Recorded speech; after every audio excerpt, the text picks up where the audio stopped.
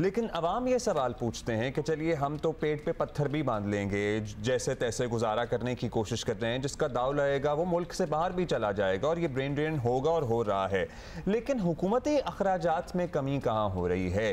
वो जो अफसरान को, वजीरों को गाड़ियाँ दी जाती हैं, उनके लिए नई व्हीकल्स आती हैं, पेट्रोल, डीजल, बिजली के एक्सपेंसेस, रेनोवेशंस, उसमें क्या कटौती की जा रही है? अब्दुल्ला, सबसे पहले तो बहुत शुक्रिया, आपने अपने प्रोग्राम में याद किया।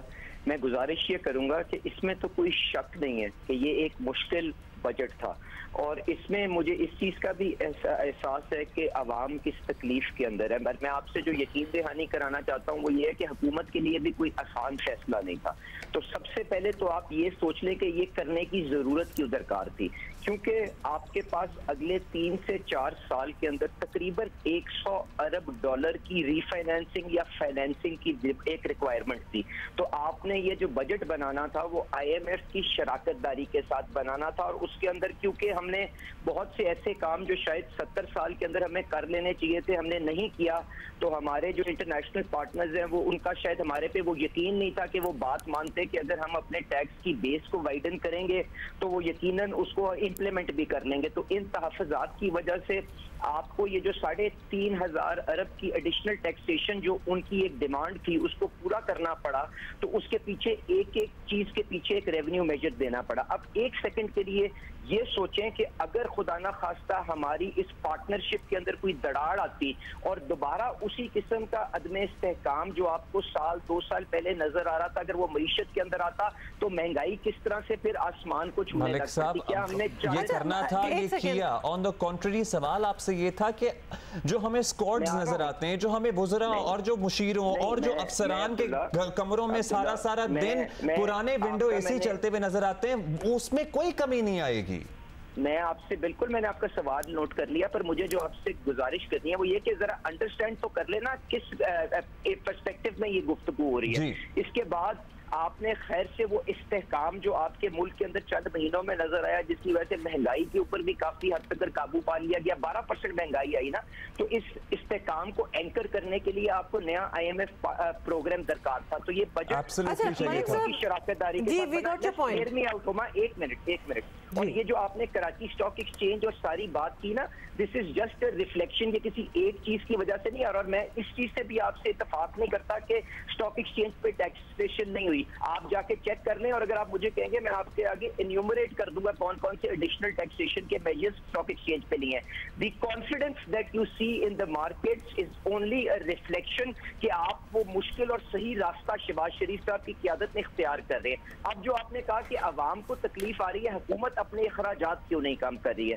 मैं आपसे गुजारिश करूंगा हुकूमत ने सबसे पहले आप देखें अपने PSDP जो यहाँ पे इंफ्रास्ट्रक्चर की डेवलपमेंट की रिक्वायरमेंट थी उसको किस तरह से कर्टेल किया, किस तरह से उसका जो डायरेक्शन है वो पब्लिक प्राइवेट पार्टनरशिप के जरिए आप कैपिटल मार्केट से उसको फाइनेंस करने की तरफ जा रहे हैं। दूसरी बात ये, शहबाज शरीफ साहब से लेके एक एक काबीना मेंबर वहां पे ना तनख्वाह लेता है ना कोई मरात लेता है। इसके अलावा हुकूमत जो है अपनी राइट साइजिंग की एक्सरसाइज को किस तरह से आगे लेके चल रही है कि उन्होंने पाक PWD की बंद करने की अनाउंसमेंट पहले कर दी है। इसके अलावा फाइनेंस मिनिस्टर साहब खुद कमेटी स्टीयर कर रहे हैं जिसके अंदर ये गैर जरूरी जो आपके महकमे हैं इनको बंद किया जाएगा और उसकी लिस्ट भी आपको मैं मुहैया कर दूंगा, 30-40 वो इदारे हैं। इसके अलावा जो 18वीं तरमीम के बाद जिन डिविजन की, जिन मिनिस्ट्रियों की जरूरत नहीं है उनको भी सूबों की हुकूमत के साथ मिलकर डिवॉल्व किया जा रहा है। इसके अलावा आप सरकारी अपनी ब्लीडिंग को रोकने के लिए प्राइवेटाइजेशन का प्रोग्राम देखें किस तेजी के साथ आगे चल रहा है। क्या आज से मलिक साहब बात ये है, ये तो प्राइवेटाइजेशन में लेके जाया जा रहा है, एयरपोर्ट्स को आउटसोर्स किया जा रहा है। जी बिल्कुल मलिक साहब, वी गॉट योर पॉइंट्स। एक दो और पॉइंट्स हम रेज कर लेते हैं, उसके बाद आप बेशक जवाब दे देना। पहले तो बताएं कि ये अंडरस्टैंडिंग जो है मुश्किल वक्त की, ये आवाम से एक्सपेक्टेशन ही क्यों होती है, और आवाम में भी मखसूस आवाम। अब आपने ये कहा है कि ये टैक्सेशन, ये सारी टैक्सेशन IMF की रिक्वायरमेंट है, ये सारी सब कुछ, ये मतलब सिर्फ सैलरीड आवाम पे ये क्यों है? यू कुड हैव, हुकूमत का काम तो ये होता कि अपना टैक्स रेट वाइड करें, और अब जो पिछले इतने अरसे में आइडियाज लेके बैठे होते हैं उनको इम्प्लीमेंट करने का वक्त आ गया है। बिकॉज हुकूमत अब अवाम उस नहज पे पहुंच गई है कि अब वो बोझ जो है बर्दाश्त नहीं कर सकती। तो number 1, we can not blame everything on IMF। Yes उनकी रिक्वायरमेंट है, यस हमें उनके प्रोग्राम्स चला के रखने हैं, लेकिन why only on the salaried class? This is unfair, ये बहुत अनफेयर बात है।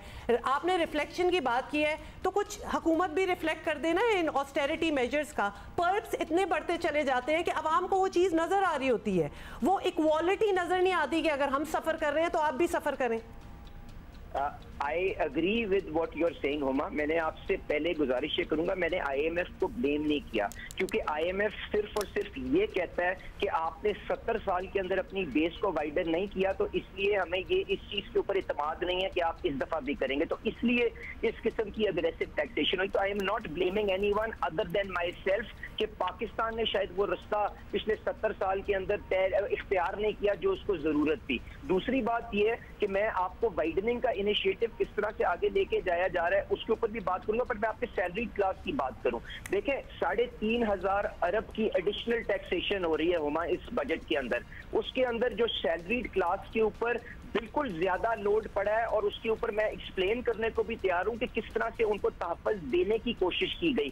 पर इस 3,500 के अंदर 70 अरब की एडिशनल टैक्सेशन सैलरी क्लास के ऊपर है, उसमें बिल्कुल किसी जगह के ऊपर अनफेयरली बंदे को पीनलाइज किया जाएगा। और इस चीज का भी ख्याल हुमा रखा गया कि जो आपके लोवेस्ट जो ब्रैकेट के ऊपर लोग हैं, जिस तरह से जिनकी लाख रुपए महीने की तनख्वाह है, उनका जो आपका टैक्स का इंसिडेंस है वो महीने का तकरीबन 1200 या 1500 रुपए बढ़ रहा है, और वहां पे कोई ऐसी मेजर चेंज नहीं आई। अब जो आपका टॉप मोस्ट सैलरी ब्रैकेट है, जहां पे आपने कहा लोग अपने इमिग्रेशन करके पाकिस्तान के अंदर टैलेंट ब्लीड हो रहा है, उसके अंदर भी वहां पे आपका जो हाईएस्ट रेट है वो 35% की स्लैब के ऊपर बरकरार रखा गया है। उसके बाद भी ओनली डिफरेंस जो हाईएस्ट सैलरी ब्रैकेट के ऊपर आई है वो ये है कि आपका जो 1 करोड़ से ज्यादा सालाना आमदनी रखते हैं उनके ऊपर 10% का tax on the amount of tax that they would super tax लगाया गया है। सर ये ओनली डिफरेंस कर करके काफी चीजें आपने गिनवा दी हैं। आपको पता है कि आप लाहौर में रहे हैं, आपको पता है लिबर्टी मार्केट में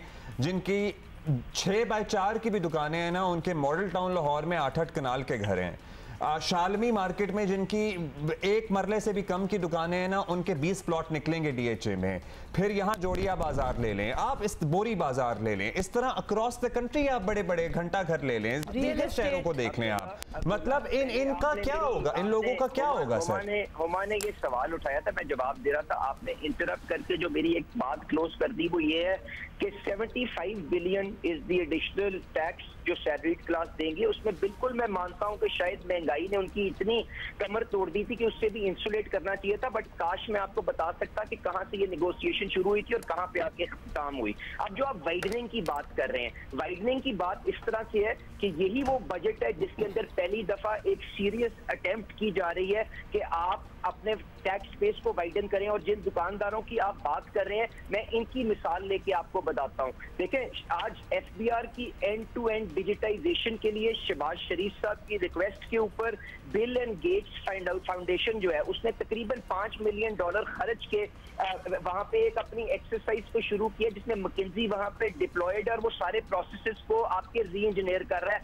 और अब वो किस तरह से वाइडनिंग होगी ये 1 सेकंड के लिए सुन लीजिएगा।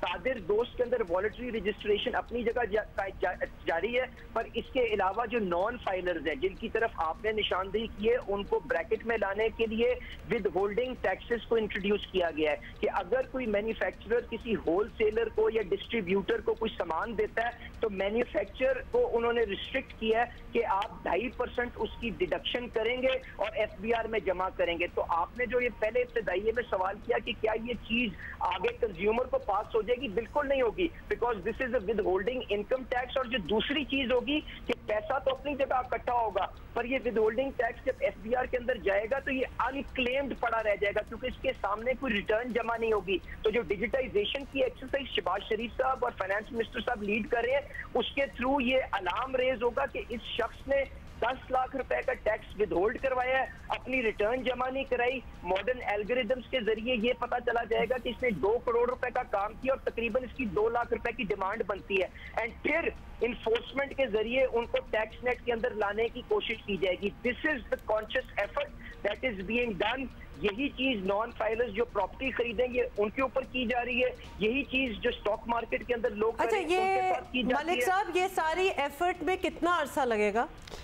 बिल्कुल आपका this is a very good question Huma, क्योंकि हमारे पास शायद ये वक्त नहीं है कि अगर हमने अपने कमजोर तबके को या सैलरी लोगों को तहफ़्फ़ुज़ देना है तो इस चीज को हम महीनों के अंदर, साल के अंदर आगे लेके चलें। तो इसके 2 पहलू हैं जवाब के। एक तो ये कि आप इसका जो पूरा फ्रेमवर्क है उसको तो शायद महीने लगेंगे कि आप इस चीज को तय करें, बट इसके साथ साथ शहबाज शरीफ साहब ने ये तय किया कि फोर्टनाइटली बेसिस के ऊपर ये जो विद होल्डिंग टैक्सेस और आपके इनकम टैक्स और सेल्स टैक्स की रिटर्न के अंदर जो इनकंसिस्टेंसीज है, इन दोनों चीजों को लेके आप नॉन फाइलर्स को आइडेंटिफाई करेंगे। एफबीआर चेयरमैन फोर्टनाइटली बेसिस के ऊपर वो विजिबिलिटी प्राइम मिनिस्टर ऑफिस को देगा, फाइनेंस मिनिस्टर ऑफिस को देगा, और फौरी तौर पे इन क्विक गेन्स के अगेंस्ट प्रोग्रेस आपको अगले 1 महीने के अंदर नजर आएगी। और अगर इसके ऊपर प्रोग्रेस नहीं होती, I would come back to your program and explain what is the problem. But मैं आपसे गुजारिश ये कर रहा हूँ कि हम भी हल्कों की सियासत करते हैं, लोगों की तकलीफ का एहसास है हुमा, बट इस वक्त IMF program could not have been risk, और अब हमारा काम है कि हमने। अब अली साहब हल्कों की सियासत करते हैं, जाहिर है आपका पॉलिटिकल कैपिटल एट रिस्क था, इस बात का आपको भी अंदाजा है, सब भी देख रहे हैं। फिर एक और बात, बिजली के बिलों पे भी हम आएंगे, लेकिन लोगों ने तो ये सवाल किया और वज़ीर ख़जाना से प्रेस कॉन्फ्रेंस में भी किया था, वो जो सरकारी मुलाजमीन हैं, चाहे वो किसी भी शोबे से ताल्लुक़ रखते हों, किसी भी इदारे से हों, उनको उनके प्लॉटों की खरीदो फरोख्त पे वो जो छूट बरकरार थी उसको कंटिन्यू रखा गया है। बहुत शुक्रिया, बहुत शुक्रिया आपने ये सवाल किया, क्योंकि इसके ऊपर जो सनसनी फैलाई जा रही है ना, I want to clarify that once and for all, and मैंने कल भी ये किया था। अब गुजारिश ये अब्दुल्ला, आप तो मेरे से ये सवाल कर सकते हैं, पर अगर मिस्टर इस्माइल साहब ये सवाल करें तो वो कतन मुनासिब नहीं है, क्योंकि जो उन्होंने अपने बजट के अंदर 7E की एग्जेम्पशन दी थी ना, एग्जैक्टली वर्ड फॉर वर्ड उसी एक्सटेंशन को बाकी के कवानीन के ऊपर और जो नए कानून लाए गए उनके ऊपर अप्लाई किया गया। Now what is that exemption, let me explain that to you. अब उस कानून के तहत आप 4 लोगों को ये प्रोटेक्शन दे रहे हैं, एग्जेम्पशन दे रहे हैं। Now who are those 4 categories, I will just आपको illustrate before you, in list before you, and आप बताइएगा उसमें से कौन सी गैर मुनासिब है। एक तो ये है कि आपके शोहदा की फैमिलीज को ये एग्जेम्पशन दी जा रही है इनकम टैक्स के लिए, इस चीज के एवज कि वो जो कुर्बानी इस कौम के लिए देते हैं उसके सामने एक बहुत छोटी सी हकीर एक तोहफा है। तो ये आप इससे डिसएग्री करते हैं? आई एम होपिंग कि आप बिल्कुल अग्री करते होंगे कि जी इनको एग्जेम्पशन देनी चाहिए जो इतनी बड़ी कुर्बानी पाकिस्तान के लिए दे। दूसरा सेगमेंट जो है वो ये है कि officers of the armed forces and civil bureaucracy who die in service, जो आपके पब्लिक सर्वेंट्स अपनी नौकरी करते हुए जिनकी डेथ होती है, तो ये दूसरी एग्जेम्पशन उनके पास है। तीसरी एग्जेम्पशन उन लोगों की है जिनको आप वॉर वुंडेड कहते हैं। अब वॉर वुंडेड वो हैं जो जंग के अंदर अपनी टांग, अपना हाथ खो देते हैं, तो क्या आप उनके लिए एक छोटी इसके अलावा नॉर्मल हालात में रिटायर होने वाले या ऑन सर्विस लोगों पे कोई एग्जम्पशन नहीं है, ये कह रहे हैं? Please don't do this, please don't do this, let me come. Sir time भी कम होता है ना, इसलिए we have to come to the point as well. मैं तो 1 2 3 करके चौथी कैटेगरी पे आ रहा हूँ ना। चौथी कैटेगरी जो है, और इसी तरतीब में मैंने आगे पीछे भी नहीं किया, इसलिए तसल्ली रखे। चौथी कैटेगरी उन लोगों की है जो armed officers and civil servants जो रिटायरमेंट के ऊपर जिनको ओरिजिनल अलॉटमेंट के तौर पे अपनी तनख्वाह के एवज एक प्लॉट मिलता है। ये एग्जेम्पशन उस हद तक है, और इसको जो ये रंग दिया जा रहा है कि शायद वो अगर मार्केट में जाके इन्वेस्टमेंट करें और प्लॉट खरीदो फरोख्त करें तो उनको एग्जेम्पशन दी गई है, ये बिल्कुल गलत है। Please check it and I will send you the exemption जो 7E कानून के अंदर जो वर्डिंग थी और उसको FED और बाकी के कवानीन के ऊपर इम्पोज किया गया। तो ये वो 4 at the end of the service वो जो एक प्लॉट मिलता है उसके खरीदो फरोख्त पे आप कह रहे हैं एग्जाम्पशन, अदरवाइज नहीं है। ठीक है, आपने बाकी एक्सप्लेन कर दिया। सर पावर से, सर इस वक्त सबसे बड़ा चैलेंज, आप आवाम से सड़कों पे निकल के देखें। Sir I have to ask this question now because लोग यहाँ पे 4-4 दिन बिजली के बगैर रह रहे हैं कि इलेक्ट्रिक का तो हम आपसे क्या ही पूछें, अक्रॉस द कंट्री यही सूरत हाल है। बिजली के बिल लोगों से नहीं दिए जा रहे, जिसकी तनख्वाह 50,000 है, हम 30-32 हज़ार की बात नहीं कर रहे, जिसकी तनख्वाह 60,000 है उसका बिजली का बिल 18,000 रुपए आ रहा है, और 12-12, 13-13, 16-16 घंटे की बिजली की लोड शेडिंग वो बर्दाश्त कर रहा है। This is going to haunt you. Abdullah, इसमें मैं आपसे कह रहा हूँ कि there are no easy choices. Now what is being done to protect those vulnerable segments मैं आपके आगे पेश कर देता हूँ। देखें, एक तो ये है कि जो लोग महंगाई से सताए हुए हैं और कमजोर तरीन लोग हैं, उनके लिए 600 अरब की रिकॉर्ड एलोकेशन बिस्क में की गई है। अब बिजली के शोबे के अंदर क्या हो रहा है, आपका लाइफ लाइन कंज्यूमर जो है, जो 50 यूनिट तक इस्तेमाल करता है, उसकी कीमत को फ्रोजन रखा गया है। इसके बाद 200 यूनिट की कंजम्पशन तक इस एनवायरनमेंट में जब आपके पास इतने पैसे नहीं है कि आप अपना सूद अदा कर सके, वफाकी हुकूमत के पास उनका जो यूनिट है 15 रुपए पे फ्रीज किया, जिसकी वजह से शहबाज शरीफ साहब ने बजट के अंदर 200-250-300 अरब की सब्सिडी उन लोगों के ऊपर दी है।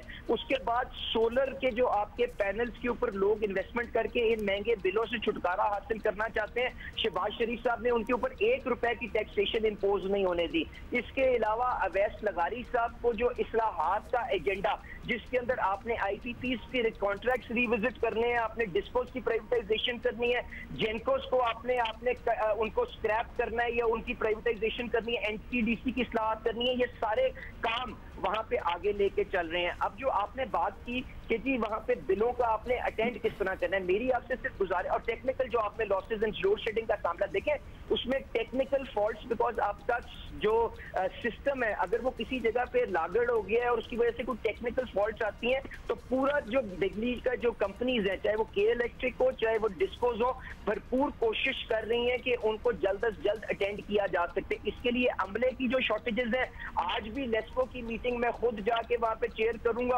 ताकि जल्द अज जल्द उनकी जो मैन पावर की जो डेफिशिएंसीज हैं, इक्विपमेंट की जो डेफिशिएंसीज हैं, और ये सारे मामला को उनके लिए वहां पे उनको रिसोर्स। अच्छा अली साहब, लास्टली बस ये पूछेंगे, वक्त हमारे पास कम है, कोई इस तरह की अनाउंसमेंट भी हम सुनेंगे या अगर किसी को तकलीफ हो रही है जी, तो मैं उसके लिए माजरत करता हूं, बट वॉर फुटिंग के ऊपर इनके ऊपर काम हो रहा है। अच्छा, एक सवाल आपसे जरूर पूछ रहे हूं कि इस तरह की भी कोई अनाउंसमेंट है या इरादा है कि जी अगले 3 साल तक या अगले 2 साल तक किसी भी ब्यूरोक्रेट को, किसी भी अफसर को, किसी भी एसी-डीसी को कोई नई गाड़ियां नहीं खरीदी जाएंगी? सूबाई हुकूमतों से भी बात करें, वफाक की सतह पे जी नई गाड़ियां नहीं आएंगी, लग्जरी नई गाड़ियां आती हैं, छोटी नई गाड़ियां आती हैं, you know these are also the things which matter. और अब जिस तकलीफ में आवाम है ना, वो फिर जब ये देखते हैं कि जी हुकूमतें तो नई गाड़ियां ले रही हैं, हाँ, इसमें ये भी ऐड कर दें कि अरकान पार्लियामेंट के बारे में जब ये कहा जाता है ना कि जी वो अपनी सैलरीज नहीं ले रहे, उन्होंने फोरगो कर दी है, लेट गो कर दी है, और वो क्या अपनी अलाउंसेस और पर्क्स जो होते हैं उनको भी लेट गो करते हैं, ये आज तक हमें पता नहीं चला, क्योंकि literally salary is nothing in comparison to the perks they enjoy. And what their status is already. देखिए अब्दुल्ला, आप बिल्कुल ठीक कह रहे हैं कि अगर इन चीजों का कोई क्वांटम ज्यादा ना भी हो, बट ये जो चीजें हैं are extremely important from a symbolic perspective कि हुकूमत की तकलीफ का एहसास कर रही है, लीड बाय एग्जांपल कर रही है। तो शहबाज शरीफ साहब की जो वहां पे मरात as in prime minister house है, आप आके कंफर्म कर सकते हैं कि ना वो तनख्वाह ले रहे हैं, ना जो वहां पे जो एंटरटेनमेंट एंड खाने पीने के जो अखराजात हैं उसके ऊपर हुकूमत का कोई पैसा लग रहा है। और ये जो लोग मीडिया के ऊपर इस किस्म की इंप्रेशन दे रहे हैं ना कि वो बजट को बढ़ा लिया गया, मैं आपसे गुजारिश ये करूंगा, सिर्फ जो 25% की सैलरी इंक्रीज जो हुकूमती मुलाजमीन को मिली है उसका इम्पैक्ट नलिफाई कर दें और उसके बाद आके देखें कि बजट बढ़ रहा है कि घट रहा है। वो घट रहा है। इसके अलावा वफाकी काबीना जो है कोई मरात नहीं ले रही। उसके अलावा फाइनेंस मिनिस्टर साहब 4 महीने से अपनी गाड़ी, अपनी तनख्वाह अपनी गाड़ी इस्तेमाल करें, कोई मरात नहीं ले रहे। Likewise for all cabinet members. But मैं आपके साथ इत्तेफाक करता हूं कि अगर उसके अलावा किसी जगह के ऊपर और भी अखराजात को कम किया जा सकते, करना चाहिए। और जो नई गाड़ियों का मामला है, देखिए ऑस्टेरिटी कमेटी जो बनाई गई है, जो फाइनेंस मिनिस्टर खुद चेयर कर रहा है, उसका मकसद ही है कि जो गैर जरूरी अखराजात हैं उनको रैशनलाइज। तो सर वो अभी तक कमेटी की स्टेज पर ही है और आवाम पे तो सब कुछ लगना शुरू हो गया। वो भी जब बजट बन रहा था ऑस्टेरिटी कमेटी साथ ही अपनी सिफारिशात दे के अनाउंस कर दे जी ये हमने तय कर लिया है। फिर यहाँ पता है हमारे साथ हैं, आप ये भी बता दें कि अरकान पार्लियामेंट अपनी तनख्वाह बढ़ाने का जो भी ऐसा क्लॉज उठता है वो 15 मिनट में कैसे फारग कर लेते हैं और अप्रूव कर देते हैं। मतलब उस जल्दबाजी फुर्ती में हमें कुछ नजर आ रहा है ना। उमा, मेरी गुजारिश ये है कि देखें, हो सकता है कि मेरी ऐसी हैसियत हो कि मैं एडिशनल अखराजात बर्दाश्त करता हूं, बट जनरलाइज स्टेटमेंट मत करें। मैं आपसे गुजारिश ये कहूंगा, जो अरकान पार्लियामेंट की आप बात करें, अगर आप कराची से आके इस्लामाबाद में अपना शो करें तो जियो पाकिस्तान आपको टिकट के पैसे देता है ना, तो लाइकवाइज अगर हमारे कोई MNA ने अगर ये मोशन मूव किया कि अब टिकटों की कीमत बढ़ गई है और हमें सेशन को एड्रेस आने के लिए हमारी जो टिकटें बनती हैं जिनका हिसाब पर सेशन बनता है उसके मुताबिक हमारी अलाउंस बढ़ा दी जाए तो प्लीज डोंट। मलिक साहब, इसमें भी आपको अपनी तकलीफ का एहसास हो रहा है, अवाम की तकलीफ का एहसास नहीं हो रहा। यही चीजें वाया वीडियो लिंक भी हो सकती हैं, कोई टिकट भेजने की जरूरत नहीं है। नई चीजों पे आ जाए ना, जो हमसे अवाम से एक्सपेक्ट किया जा रहा है खुद भी करें। काश असेंबली का इजलास वीडियो लिंक के साथ करें। अब हम मेरा ख्याल है कि अब इतने स्टार्क मेजर्स ले रहे हैं तो आप लोग भी ये करें। अच्छा, अब दूसरी बात है कि हम क्या अफोर्ड कर सकते थे इन हालात में। मैंने आपसे क्या डिसएग्री किया कि इन चीजों को आगे लेके नहीं सर, नहीं आपने डिसएग्री नहीं किया, लेकिन ये चीजें इस पे पुश होनी चाहिए। मेरी आपसे बात करें ना। अच्छा, एक लास्ट बात सर, इन हालात में, इतने मुश्किल हालात में MNA MPS को जो पैसे दिए जाते हैं उसकी गुंजाइश थी इस दफा? नहीं ना हाँ सकते हम दोनों चीजों को। अच्छा बताइएगा, इन हालात में जब मतलब लिटरली MNA MPS को जो फंड्स दिए जाते हैं अपने हलकों के लिए, उसकी गुंजाइश थी इस दफा?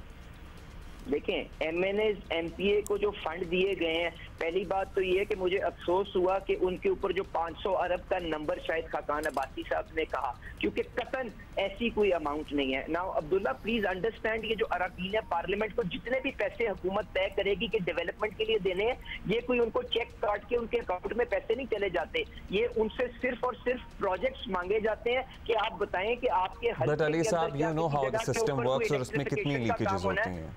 देखिए, जो लीकेजेस होती हैं उसके पीछे इसी कंप्लेंट के ऊपर तो शहबाज शरीफ साहब ने पाक PWD को बंद किया है। वो 3-4 अरब रुपए की तनख्वाह का तो मामला नहीं था, वो ये मामला था कि अगर आपने 100 अरब की आपने डेवलपमेंट का काम किया है तो आधे आपने खुद कर दिए। तो अगर किसी जगह पे चोरी होती है तो हमें चोरी को रोकना है, ये इस चीज को नहीं रोकना कि हम लोगों को बिजली फराहम करने के लिए इलेक्ट्रिफिकेशन। चलिए जी, we would still wait for the austerity committee जो बनी हुई है, जो अभी तक कमेटी की सतह पे वो भी तय कर रहे हैं सर जोड़ करके। नहीं, पाक PWD तो बंद हो गया ना अब्दुल्ला जी जी जी। तो और फिर चोरी, लास्ट पॉइंट यही होगा कि कभी पहले हुआ मलिक साहब, चोरी जो है वो रोकनी नहीं है, चोरों को पकड़ना भी है। Thank you ji, that is all that, and thank you for taking out time for us by the way.